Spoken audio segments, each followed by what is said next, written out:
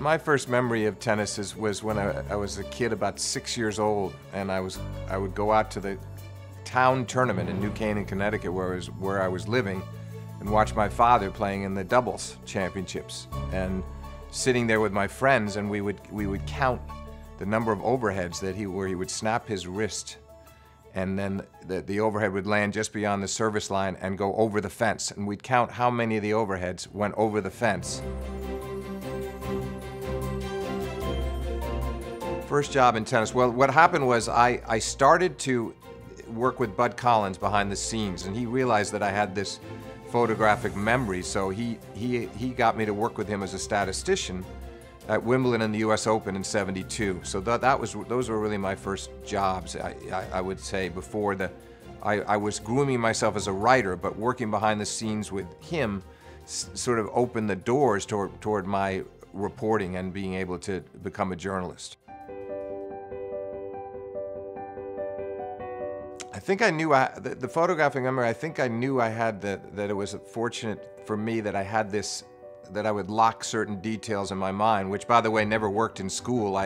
It never transferred to tests on U.S. history or astronomy or anything like that. But when I had a passion for something like the tennis, it had actually started before then, when I was younger, with baseball. I memorized. I had all the batting averages and the ERAs and all that stuff entrenched in my mind. I was a New York Yankees fan, so I knew I had that ability to sort of hold on to those details in my mind and keep them there permanently. And so it didn't surprise me. It became came through with even more clarity, I guess, with the tennis, because I became so fully immersed and engaged in the sport. So I knew that at 12, 13, 14, that was something it was a special trait, and I felt I was lucky to have it.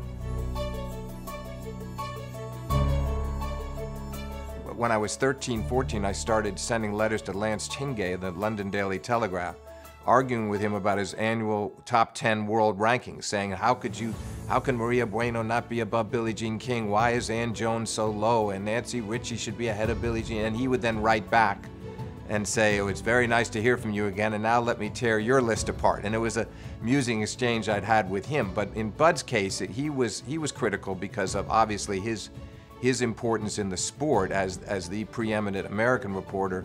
It allowed me to sort of develop a reputation at a very young age and to meet others, and it grew from there.